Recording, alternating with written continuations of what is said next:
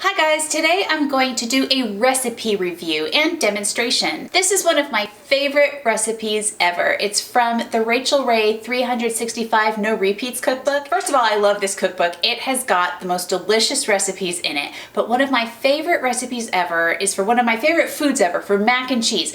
But she does mac and cheese like 4 different ways. So I am going to show you my 2 favorite ways to make Rachael Ray's mac and cheese. Oh, she's got a recipe called Mac-n-Cheddar with broccoli, and then she uses the same master recipe but just swaps out 2 different ingredients to make something entirely different, which is the Mac-n-Smoked Gouda with cauliflower. So what I'm going to do is I am going to show you how I made these recipes, how I interpreted it, and then I'll show you the finished product. But I did something a little bit different with the Mac-n-Smoked Gouda with cauliflower.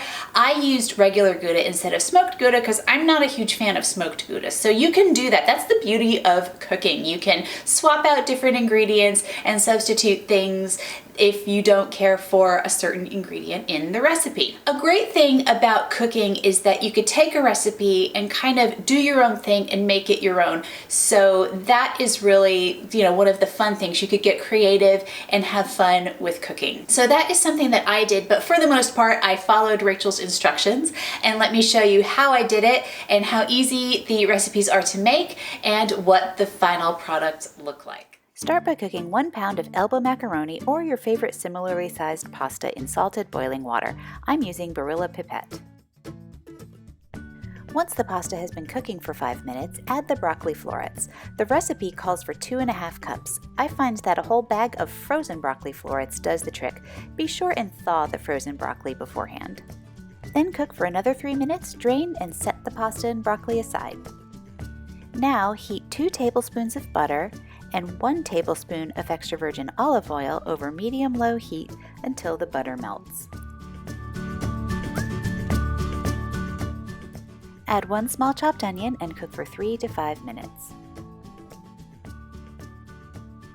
Slightly raise the heat and add 3 tablespoons of all-purpose flour, half a teaspoon of cayenne pepper, and 1 teaspoon of paprika. Whisk them together until a roux is formed and then cook for an additional minute.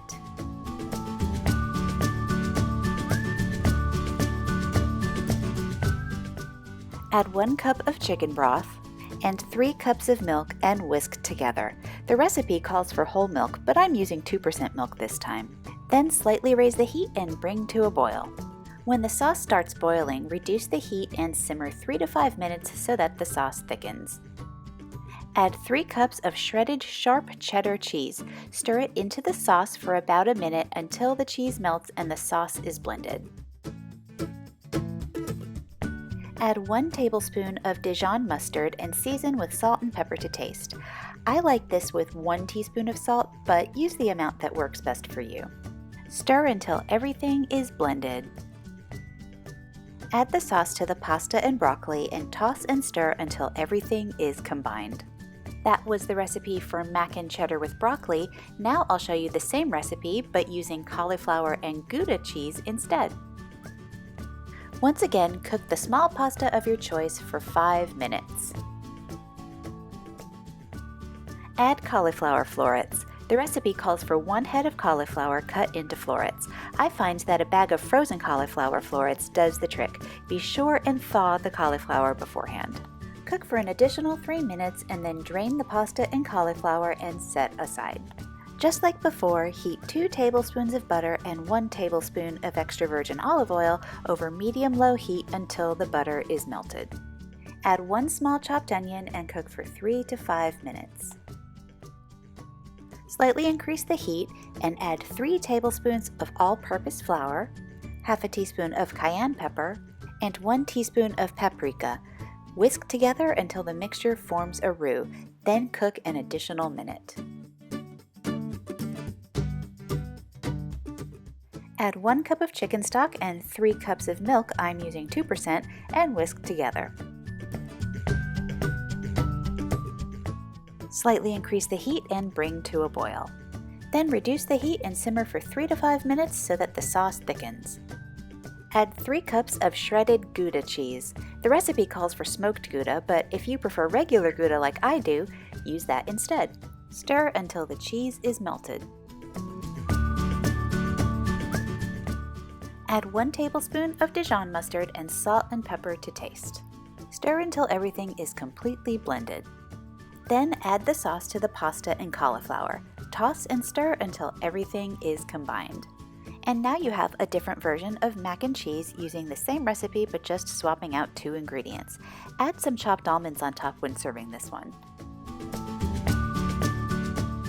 So those are the mac and cheese recipes. So isn't that cool? You could take one recipe, just swap out a couple of ingredients and make something entirely different.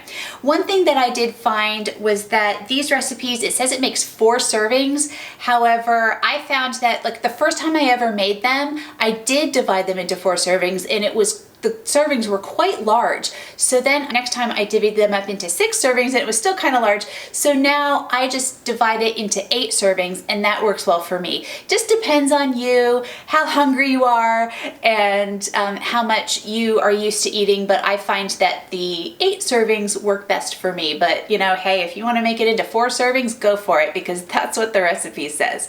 But other than that, I just love these recipes. I love mac and cheese. These make it a little healthy by putting some vegetables in there. Rachel just really knows what she's doing. I love her recipes, so I just wanted to share this with you. So yes, these are easy to make. I think your family will really like them. You will really like them. They're delicious, and I highly recommend this cookbook too. It's a 365-day cookbook, no repeats. You can make something different every day from this cookbook and not repeat a thing, so your family doesn't get sick of anything. At the same time, they might want more of something they love because there are a lot of great things in here. Let me know in the comments below if you've tried these mac and cheese recipes or any of your other recipes from this cookbook, and let me know what your favorite is. And if you like this video, give it a thumbs up. Subscribe to my channel for more lifestyle, beauty, and fashion videos, and I will see you all next time. Bye!